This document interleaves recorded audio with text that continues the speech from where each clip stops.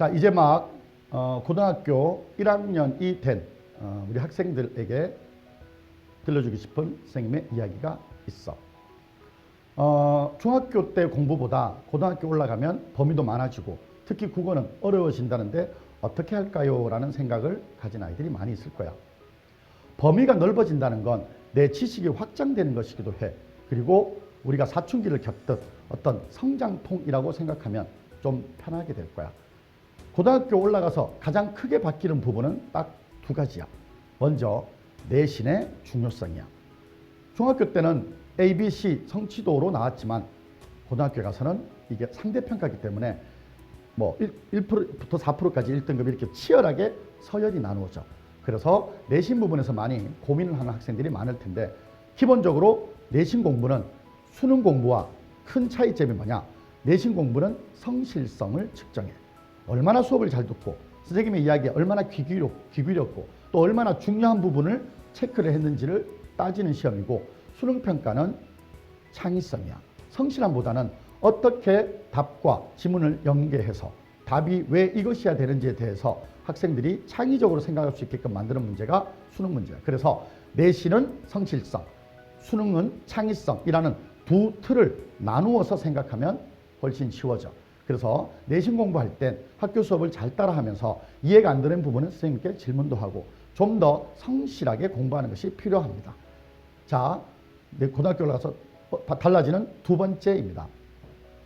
다른 무엇보다도 고등학교 국어는 중학교 때 봤던 것보다 아까 말씀드렸듯이 이 범위가 되게 넓어지기 때문에 많은 자습서를 통해서 문제풀이에 대한 적응력을 길러야 돼.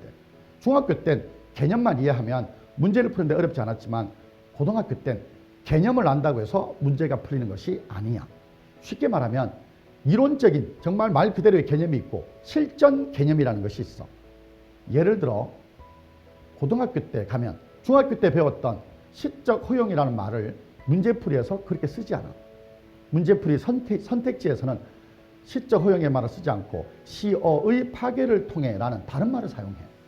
또한 중학교 때 의인법, 화류법을 다르게 배웠다면 고등학교에서는 거의 이 두 개를 사물을 인격화시켜 라는 표현으로 하나로 만듭니다. 자, 마지막으로 중학교 때의 여러 가지 방법을 좀 더 간략하게 배웠다면 고등학교 때는 유형화 시켜야 돼요. 이것은 내신 문제든 수능 문제든 거의 동일한데요. 예를 들어 시를 예를 들면 시에서는 형식의 문제와 내용의 문제로 나눕니다.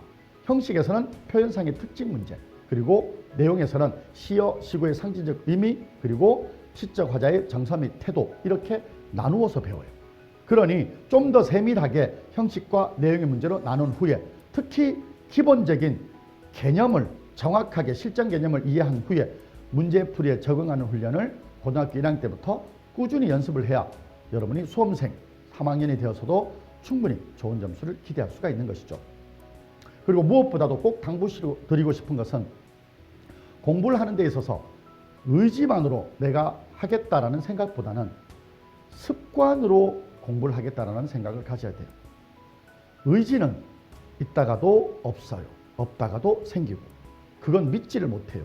내 자신을 믿는 오로지 하나의 방법은 꾸준히 실전을 훈련처럼 꾸준히 습관처럼 하는 것입니다. 실제로 내가 알고 있는 실전 개념을 문제의 풀이에 적용하고 그걸 연습하는 습관들이 많이 쌓일 때 내 스스로가 감도 생기고 또 실전에 대한 이 자신감도 생기기 때문에 조금이라도 어려운 문제 나오더라도 충분히 풀 수 있는 힘이 생깁니다.